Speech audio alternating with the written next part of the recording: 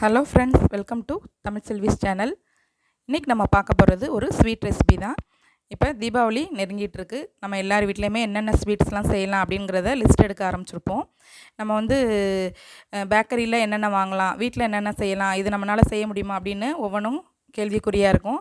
இனிமே வர நம்ம வீடியோஸில் தீபாவளிக்குள்ள ஸ்வீட்ஸ் எல்லாம் ஒன்றா பார்க்க போகிறோம். இன்றைக்கி ஃபஸ்ட்டு என்னென்னா பாதுஷா. நம்ம எல்லாமே கடையில் தான் பேக்கரியிலலாம் சாப்பிட்ருப்போம். இந்த வருஷம் தீபாவளிக்கு நம்ம வீட்டிலையே செய்து நம்ம விருந்தாடிகளுக்கெல்லாம் கொடுக்கலாம். வாங்க இந்த பாதுஷா எப்படி செய்யலாங்கிறத பார்க்கலாம். நம்ம பாதுஷா சைஸுக்கு தகுந்த மாதிரி மினி பாதுஷாவும் செய்யலாம், பெரிய பாதுஷாவும் செஞ்சுக்கலாம். நம்மளுடைய விருப்பத்துக்கு ஏற்ப நம்ம செய்துக்கலாம். நான் இன்றைக்கி மீடியமான பாதுஷா தான் செய்திருக்கேன். சின்ன உருண்டைகளாக பிடிச்சோம்னா நம்ம சின்ன பாதுஷாவும் செஞ்சுக்கலாம். வாங்க இந்த ஸ்நாக்ஸ் ரெசிபி எப்படி செய்யலாங்கிறத பார்க்கலாம். நம்ம இன்றைக்கி மினி பாதுஷா செய்ய போகிறோம். அதுக்கு இந்த அளவு கிண்ணத்தில் ஒரு கப் அளவுக்கு மைதா மாவு எடுத்திருக்கேன். இதை ஒரு பவுலில் சேர்த்துடலாம்.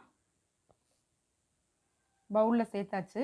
எல்லா அளவுகளையுமே நீங்கள் ஒரே கிண்ணத்தில் வச்சு எடுத்துக்கோங்க. அப்போ தான் கரெக்டான பக்குவத்துக்கு வரும்.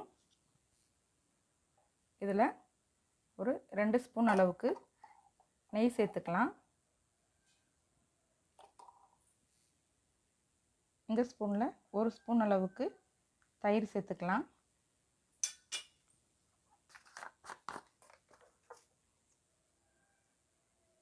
ஒரு பிஞ்ச் சால்ட், 1/2 ஸ்பூன் அளவுக்கு சர்க்கரை, ஜீனி 1/2 ஸ்பூன் ஒயிட் சுகர் சேர்த்துக்கலாம். இந்த அளவு சின்ன ஸ்பூனில் 1/2 ஸ்பூன் அளவுக்கு பேக்கிங் பவுடர், சின்ன ஸ்பூனில் 1/4 ஸ்பூன் அளவுக்கு பேக்கிங் சோடா. இப்போ இது எல்லாத்தையுமே சேர்த்து நல்லா கலரிக்கலாம். ஃபஸ்ட்டு நல்லா ஸ்பூனில் கிளறிட்டு அடுத்து கையில் நல்லா பிசைஞ்சு எடுத்துக்கோங்க.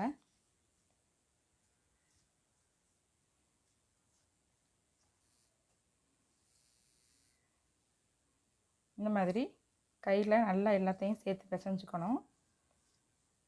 ஃபஸ்ட்டே நீங்கள் தண்ணி ஊற்ற வேண்டாம். நம்ம இந்த பொருள்லாம் சேர்த்து பிசைஞ்சிட்டு இந்த மாதிரி பிடிச்சோம்னா இந்த மாதிரி கொலக்கட்டை மாதிரி பிடிக்கணும். அந்தளவுக்கு நல்லா சேர்த்து எல்லாத்தையும் சேர்த்து நல்லா இந்த மாதிரி உதுத்து அதுக்கப்புறம் சேர்த்து நறுக்குன்னு பிசையணும். பிசைஞ்சு இந்த மாதிரி வச்சுட்டு அதுக்கப்புறம் நம்ம கொஞ்சம் கொஞ்சமாக வெதுப்பான தண்ணியை தெளித்து நம்ம வந்து சப்பாத்தி மாவு பதத்துக்கு பிசைஞ்சுக்கலாம். கொஞ்சம் கொஞ்சமாக ஊற்றி பிசைஞ்சுக்கலாம். இந்த மாதிரி சப்பாத்தி மாவு பதத்துக்கு நம்ம பிசைஞ்சு எடுத்தாச்சு. இந்த மாதிரி சாஃப்டாக இருக்கணும். ரொம்பவும் தண்ணி ஊற்றிடாதீங்க. எனக்கு வந்து இந்த டம்ளரில் 1 டம்ளர் தண்ணி எடுத்தேன். அதில் இன்னும் 1/4 டம்ளர் தண்ணி இருக்குது. கொஞ்சம் கொஞ்சமாக வெதுன்னு தண்ணியை தெளித்து நம்ம பிசைஞ்சுக்கலாம். இது வந்து இப்போ மூடி வச்சு ஒரு 15லேருந்து 20 நிமிஷம் ஊறணும். ஊற வச்சுட்டு நம்ம பாகு ரெடி பண்ணிக்கலாம். இப்போ நம்ம எந்த கப்பில் மைதா மாவு எடுத்தோமோ அதே கப்பு அதே அளவில் ஜீனி எடுத்துக்கலாம். 1 கப் ஜீனி, அதிலே 1/2 கப் அளவுக்கு தண்ணி சேர்த்துக்கலாம். இப்போ இதை பாகா பண்ண வேண்டாம். நம்ம குலாப் ஜாமுனுக்கு எப்படி கரையை வச்சு எடுத்துக்குவோமோ அந்த மாதிரி ஒரு 5 நிமிஷம் நல்லா கொதிக்க வச்சுட்டு அந்த பிசுபிசுப்பு தன்மை வர்ற அளவுக்கு நம்ம இதை கொதிக்க வச்சு எடுத்துக்கலாம்.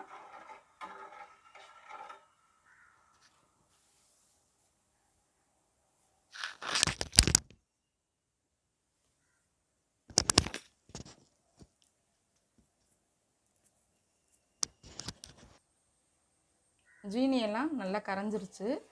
இதை ஒரு 5 நிமிஷம் சிம்லேயே போட்டு நல்லா கொதிக்க வச்சு எடுத்துக்கலாம். இதில் வந்து உங்களுக்கு ஃபுட் கலர் வேணும்னா சேர்த்துக்கோங்க, அல்லது ஒரு 2-3 குங்குமப்பூ இருந்தாலும் சேர்த்துக்கலாம். அதுவும் நேச்சுரல் கலர் கொடுக்கும். இல்லை கலர் வேண்டாம் அப்படின்னா அப்படி ப்ளைனாகவே விட்டுருங்க. இதில் வந்து ஒரு பிஞ்ச் அளவுக்கு ஏலக்காய் தூள் சேர்த்துக்கலாம். மாவு 15 நிமிஷம் நல்லா ஊறிடுச்சு. இப்போ நம்ம மினி பாதுஷா அப்படிங்கிறனால சின்ன உருண்டைகளாக எடுத்துக்கலாம். இந்தளவு உருண்டை ஃபஸ்ட்டு எல்லாத்தையும் உருண்டை பிடிச்சி போட்டுக்கலாம்.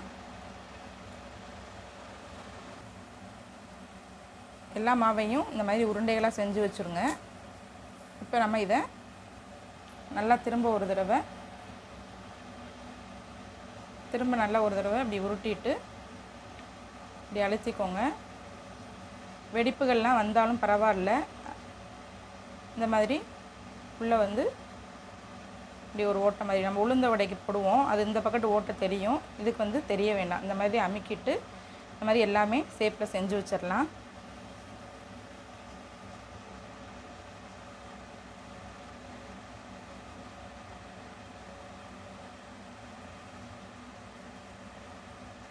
இதே மாதிரி எல்லாத்தையுமே செஞ்சு வச்சிடலாம். இப்போ எல்லாமே ஷேப் செஞ்சு வச்சாச்சு. இப்போ ஆயிலில் போட்டு பொரிச்சு எடுத்துக்கலாம். கடாய் ஹீட் பண்ணி நான் ஆயில் சேர்த்துருக்கேன். நல்லா ஹீட் ஆயிடுச்சு. ஆனதுக்கப்புறம் நம்ம சிம்மில் வச்சுக்கலாம். சிம்மில் வச்சுட்டு ஒன்றொன்னா போட்டு எடுத்துக்கலாம். இது வந்து நீங்கள் சிம்லேயே தான் வச்சு இதை போட்டு எடுக்கணும். உள்ளேலாம் நல்லா வேகணும். இது வேகிறதுக்கு எப்படியும் ஒரு 15 நிமிஷமாவது ஆகும். ஸோ பொறுமையாக தான் நம்ம இதை வேக வச்சு எடுக்கணும். ஃபஸ்ட்டு ஆயில் ஹீட் ஆக்கிட்டு அதுக்கப்புறமா நீங்கள் சிம்லேயே வச்சுருங்க. சிம்மில் வச்சுட்டு இந்த மாதிரி ஒரு பக்கம் ஃபஸ்ட்டு நல்லா வேகணும், கலர் சேஞ்ச் ஆகணும். அதுக்கப்புறம் தான் நம்ம அடுத்த பக்கமே திருப்பணும். இதை ஃபஸ்ட்டு போட்டோடய டிஸ்டர்ப் பண்ண வேணாம். ஒரு 5 நிமிஷம் விட்டுருங்க. அதுக்கப்புறமா அடுத்த பக்கத்தை திருப்பிக்கலாம்.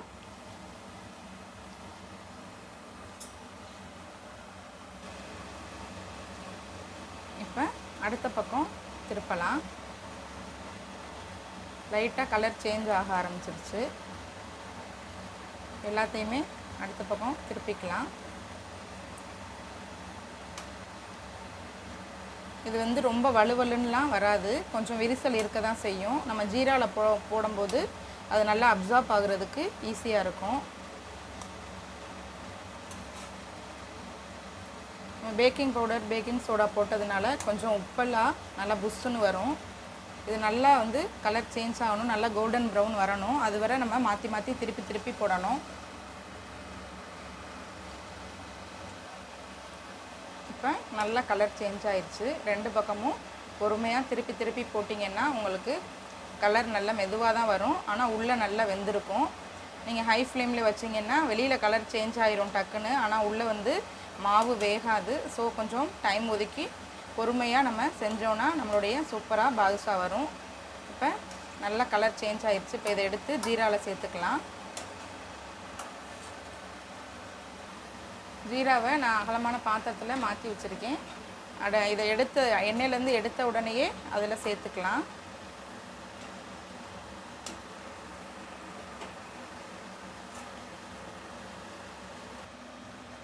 இப்போ ஜீராவில் எல்லாமே போட்டாச்சு. நல்லா நனைகிற அளவுக்கு இந்த மாதிரி நல்லா அமுத்து விடுங்க.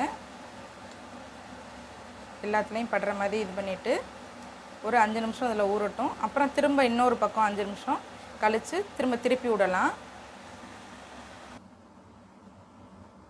இப்போ 5 நிமிஷம் ஆயிடுச்சு. திரும்ப நம்ம இன்னொரு சைடு திருப்பி விட்டுக்கலாம்.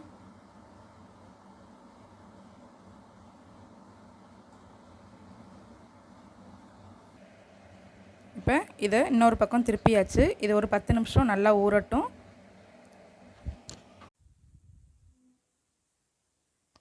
அவ்வளோதான் ஃப்ரெண்ட்ஸ், நம்மளுடைய சூப்பரான பாதுஷா ரெடி ஆயிடுச்சு. இப்போ தீபாவளி வந்துக்கிட்டு இருக்குது. ஸோ நம்ம ஸ்வீட்லாம் வெளியில் வாங்கணும்னு தேவையில்லை. நம்ம வீட்டிலையே செஞ்சு நம்மளுடைய விருந்தாளிகளுக்கெல்லாம் சூப்பராக கொடுத்துர்லாம். தீபாவளியும் சூப்பராக கொண்டாடிடலாம். இனிமேல் வரப்போகிற வீடியோஸில் நம்ம தீபாவளி கொண்டாடுறதுக்கு என்னென்ன ஸ்வீட்ஸ்லாம் செய்வோன்னு ஒன்று ஒன்றா பார்க்கலாம். இந்த மாதிரி நீங்களும் வீட்டில் செய்து பாருங்கள். செய்து பார்த்துட்டு தீபாவளிக்கு நீங்கள் இதையே வீட்டில் ஸ்வீட்டாக செஞ்சிடலாம். நம்ம வீட்டிலலாம் சீரகம் யூஸ் பண்ணுவோம். கூட்டு, உருளைக்கிழங்கு மசாலா அந்த மாதிரி செய்யும்போது சூப்பு அதுக்கெலாம் வந்து நம்ம சீரகத்தூள் நம்ம வந்து கடையில் வாங்கி யூஸ் பண்ணுவோம். நீங்கள் அந்த மாதிரி இல்லாமல் ஜீரகம் நிறைய இருக்கும்போது அதை வந்து கடாயில் வறுத்துட்டு நம்ம மிக்சிலேயே அதை நம்ம பவுடர் பண்ணி யூஸ் பண்ணிக்கலாம். ரொம்பவே ஸ்மெல்லாகவும் நல்ல ஒரு ஃப்ளேவர் நமக்கு கொடுக்கும். சூப்பு இதெல்லாம் யூஸ் பண்ணும்போது இங்கே பாருங்கள், நான் அந்த மாதிரி தான் அரைச்சி வச்சுக்கிடுவேன். நல்லா கடாயில் வறுத்து எடுத்துட்டு ஜீரகத்தூள் வச்சுட்டு நம்ம சூப்பு இதுக்கெலாம் நீங்கள் இதை போட்டு பாருங்கள், ரொம்பவே வாசனையாக இருக்கும். எல்லாருமே விரும்பி சாப்பிடுவாங்க. எல்லோரும் இந்த பாதுஷா ரெசிப்பியை தீபாவளிக்கு ட்ரை பண்ணி பாருங்கள். அதுக்கு முன்னாடியே ஒரு தடவை நீங்கள் செய்து பார்த்து எப்படி டேஸ்ட்டு எப்படி இருக்குங்கிறத எனக்கு கமெண்ட் பாக்ஸில் சொல்லுங்கள். இந்த வீடியோ பிடிச்சிருந்துச்சுன்னா லைக் பண்ணுங்கள், உங்கள் ஃப்ரெண்ட்ஸ் எல்லாருக்கும் ஷேர் பண்ணுங்கள், மறக்காமல் சப்ஸ்கிரைப் பண்ணுங்கள். தேங்க்ஸ் ஃபார் வாட்சிங்.